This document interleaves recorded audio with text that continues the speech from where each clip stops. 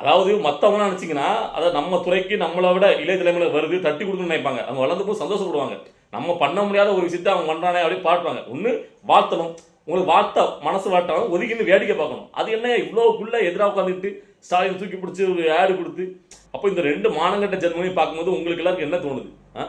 அதாவது இப்போ விஜய் ஜெயிக்க கூடாதான், விஜய்க்கு எதிராக திமுக வேலைச்சுன்னா திமுக நீங்க ஒரு பொதுவான மனிதர் தானே.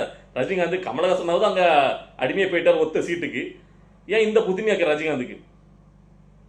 ஸோ இதெல்லாம் பார்த்துட்டு மக்கள் நல்லா புரிஞ்சுக்கணும். அதாவது என்ன பொறுத்த வரைக்கும் ரஜினி கமல் மேலே தனிப்பட்ட விரதம் நம்மளுக்கு எந்த இதுவும் கிடையாது. ஏன்னா நம்ம அவளுக்கு வாய்க்க தயாரா எதுக்கு நம்ம, அதாவது படங்களை நம்மளுக்கு எல்லாருமே பிடிக்கும் செய்யும். ஆனால் நல்லா பாருங்க, தன்னுடைய ரசிகர்கள் வாக்கை எப்படி போனாலும் கவலைப்படாத இந்த ரஜினிகாந்தையும் கமலையும் விட விஜய் எவ்வளவோ உயர்ந்து நிற்காருங்க. இவங்க கூட சின்ன வயது சின்னவராக இருந்தாலும் நீங்க நல்லா பாருங்க.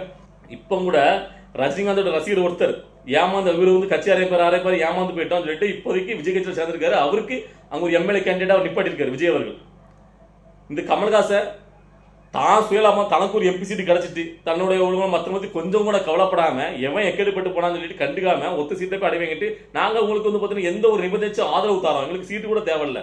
என்ன ஒரு மாங்கட்ட போல இப்படியும் உங்களுடைய ரசிகர்கள் உங்களுக்காக பார்த்தீங்கன்னா கஷ்டப்பட்டு போஸ்டர் ஒட்டி இப்படி எல்லாரும், அதாவது நம்ம அப்படி பண்ற வேலைகளை நம்ம ஆதரிக்கல.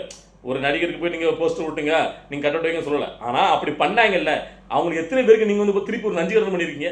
ஆனா உங்களை ஒப்பிட்டு பார்க்கும்போது விஜய் எங்கேயோ நிக்காரு. இன்னைக்கு அவர் கட்சியில பாத்தீங்கன்னா எத்தனை பேருக்கு அவங்களுக்கு பாத்தீங்கன்னா அடிமட்டத்துல வேலை செஞ்சு அவருக்கு படத்துக்கு போஸ்டர் ஒட்டி கட் அவுட் பண்ண எவ்வளவு பேருக்கு இன்னைக்கு பாத்தீங்கன்னா ஒரு கேண்டிடேட் நிப்பாட்டார்ல. சப்போஸ் இதுல அவங்க ஜெயிச்சிட்டான்னு வச்சிருக்கீங்களா, அவங்களோட லைஃப் ஸ்டைலே மாறுது இல்ல. விஜய்ங்கிற ஒத்த மனுஷன் தானே எல்லாத்தையும் மாறுது.